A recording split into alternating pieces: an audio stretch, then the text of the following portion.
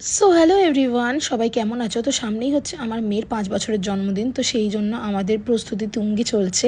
আর বেশি দিন বাকি নেই, আর 3 থেকে 4 দিন বাকি আছে। তো তার জন্য আমরা দুদিন ছাড়া ছাড়াই কেনাকাটা করতে বেরিয়ে যাচ্ছি। আর সবথেকে বড় কী জানো তো, আমাদের টাইমে কুলোচ্ছে না, কারণ আমার হাজব্যান্ডের অফিস থেকে আস্তে আস্তে লেট হয়ে যাচ্ছে। আর আমি ফ্রি থাকলে তো হবে না, কারণ সবাই একসাথেই কিনবো সবার জন্য। তো সেই কারণে মেয়ের জামা কাপড় কেনা অনেক দিন আগেই হয়ে গেছে। অনেক দিন, খুব বেশি দিন আগে না, বাট কিছুদিন আগে হয়ে গেছে। মানে আগে, সবার আগে ওটাই হয়েছে। তারপর আমরা আস্তে আস্তে নিজেদেরগুলো কিনছি। আর যেটা আমাদের পছন্দ হচ্ছে, ধরো সেটা সাইজ হচ্ছে না। মানে আমার শাড়ি, মেয়েদের শাড়ির তো আর সেরকম কোনো ব্যাপার নেই, ছেলেদের যেমন আমার হাজব্যান্ড একটা জায়গা থেকে স্যুট পছন্দ করলো, সেটা সাইজ এলো না।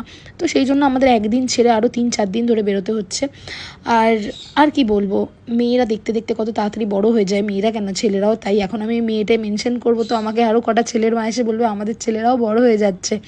সো বাচ্চারা যখন বড় হয়ে যায়, আমাদের বাবা মারা মনে করি যে ওরা ছোটোই কি ভালো ছিল, মানে ওই ছোটোবেলাটা আমরা কত মিস করি।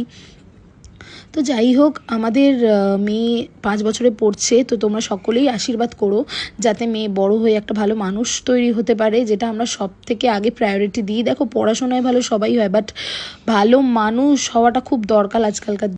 আর এই কেনাকাটা করতে গিয়ে গরমের মধ্যে আমাদের অবস্থা খারাপ। আর গরমের জন্য আমরা চলে গেছিলাম প্যারামাউন্টে। প্যারামাউন্টের লাস্সি সবাই জানো, আজ বলে নয়, অনেক দিন ধরেই খুব ফেমাস।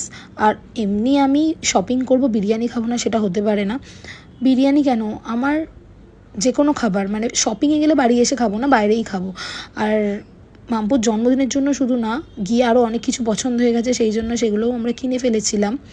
আর আমাদের মেয়েদের বলো, ছেলেদের বলো, আজকালকার দিনে যারা রাস্তাঘাটে খুব বেরোয় তাদের জামা কাপড় তো খুব লাগে, আর আমার তো প্রচুর লাগে।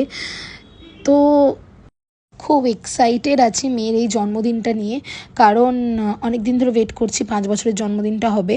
কারণ মামপুর অন্নপ্রাশন হয়েছিল, মামপুর অন্নপ্রাশনও আমরা বড় করেই করেছিলাম, কজ কোভিডের টাইমে হয়েছিল, কিন্তু সেই টাইমে লকডাউন ছিল না। তো ওর অন্নপ্রাশনটাই আমরা অন্নপ্রাশনটাও খুব বড় করে করেছিলাম আমরা। আর অন্নপ্রাশনের সময় আমরা ভেবেছিলাম যে একেবারে তারপর 5 বছরেরটা বড় করে করব। তো দিন যায় না জল যায়, সত্যি এই সেদিন অন্নপ্রাশন হলো, তারপর এখন আমরা ভাবছি দেখতে দেখতে 5 বছরও হয়ে গেল মেয়ের।